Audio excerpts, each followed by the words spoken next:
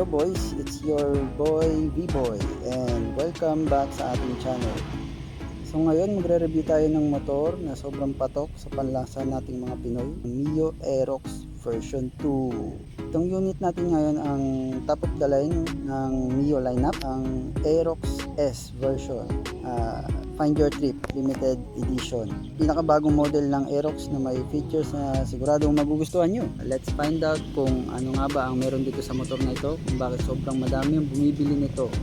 So let's go boys. So overall design, ang Mio Aerox S version 2 ay may sporty and sleek look na perfect para sa mga gusto ng sporty na motor with aggressive feels. Ang kulay nito ay gray at white na may Find Your Trip logo at magandang decals. Kung makikita nyo dito sa harapan, ito yung magandang logo na limited edition Find Your Trip.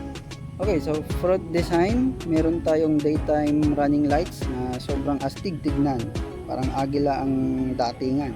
Split LED lights na decent ang buga sa night rides. Sa turn signal lights naman, kitang kita naman ito, with built-in hazard function na rin.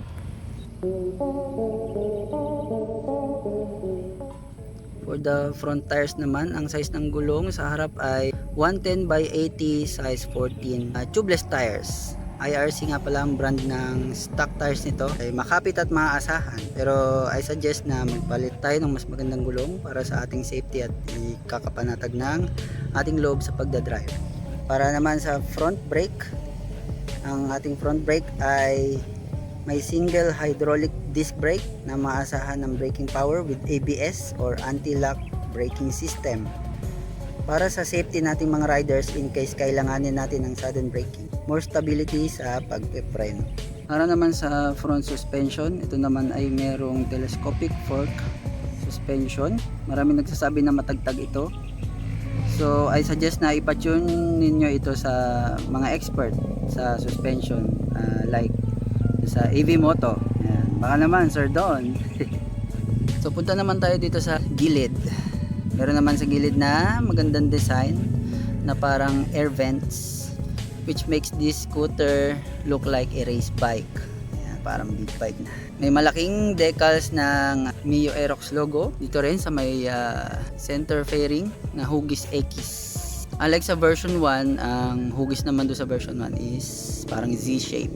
Pagdating naman dito sa may seat design, ang seat ay malawak, very generous naman sila, sporty at comfortable na may magandang stitches and may Aerox logo pa. Ayan, Aerox. Ito nga pala, may seat compartment size na 24.5 storage capacity. Kasya ang isang helmet. So let's try if kasya yung ating Spider Force helmet or Spider Philippines. Baka naman.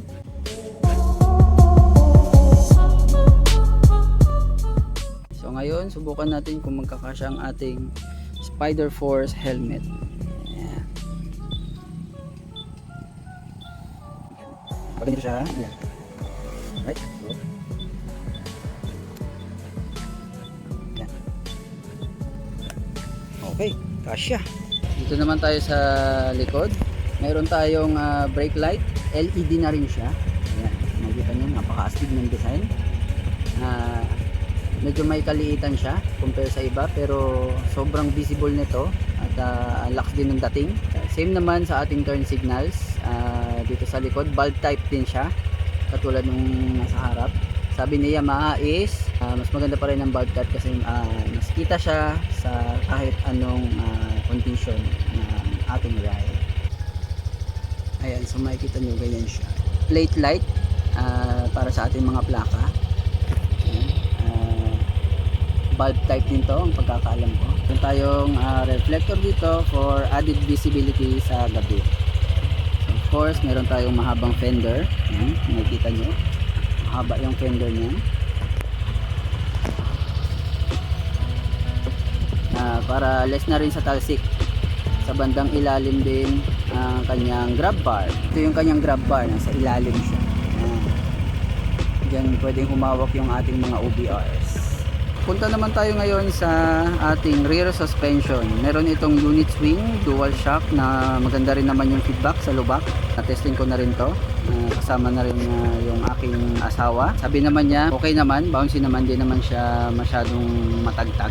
Pero for me, ayun, mas okay pa rin na palitan natin to ng fully adjustable rear shocks para mas customized at mas maging comfortable yung ating ride sa ating bigat. Para naman sa ating dashboard, ito ay may fully digital meter panel. Yan, with blue background and white fonts. Magbibigay ito ng clear display of information like speed, fuel, battery, trip meter, time, RPM indicator at iba pa. Para naman sa ating handlebar, sakto lang naman ng taas. Meron din itong mapormang visor na makakatulong para mas makita natin yung ating digital panel kahit maaraw.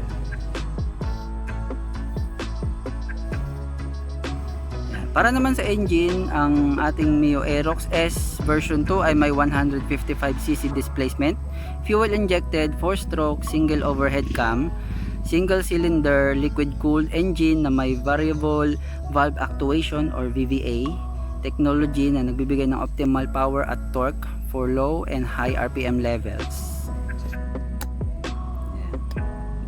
Fuel capacity is 5.5 liters.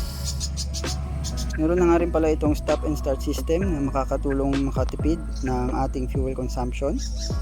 And also smart motor generator system para mas tahimik ang pag-start ng makina at mas magaan na rin sa battery. Ayun, start na. Ang riding position naman is upright. Ang bigat din ng ating Mio Aerox S version 2 is 124 kilograms. 780 mm naman ang seat height. 145 mm ang ground clearance, so less sayad sa mga humps. Ang Mio Aerox S version 2 ay may smart key system na nagbibigay ng convenience at security sa pag-lock at unlock ng ating motor. May Yamaha Motorcycle Connect na pwede mong i-connect sa iyong smartphone gamit ang kanilang Yamaha Motorcycle Connect app. Dito makikita mo ang info tulad ng mileage, battery status, fuel level, service reminder at iba pa. Pwede ka ring mag-receive ng call at message notification sa iyong dashboard. Dito siya sa may side pocket. Ayan. Makikita nyo doon sa ilalim meron siyang charging port. So try natin kung ano ang itsura ng phone kapag nilalagay natin dyan. Ayan. Ayan. Nasasara ba? Yes, nasasara. Okay. Sa halagang 143,600 pesos dito sa area namin. Pero sulit naman sa quality at features. Kaya kung gusto mo ng isang scooter na magbibigay sa iyo ng exciting at enjoyable ride, ito ang para sa iyo. So yun, sana nagustuhan ninyo ang ating review sa Mio Aerox S version 2 Find Your Trip Limited Edition. At sana natulungan ko kayo sa pag-decide sa pagbili ng motor. Kung may mga tanong, comments, or kung may nalimutan akong sabihin dito sa review na ito, comment lang kayo, tulungan tayo, pag-usapan natin yan boys. So yun, don't forget to click like, share and subscribe sa ating channel at sa ating Facebook page para ma-update ko kayo sa mga susunod na videos or reviews na gagawin natin. Check nyo na rin yung aking mga social media accounts sa description po. Lagay ko po sa description sa baba. Maraming salamat po sa panonood. Kita-kita sa susunod na upload boys. It's your boy V-Boy. Let's go boys. Shoo!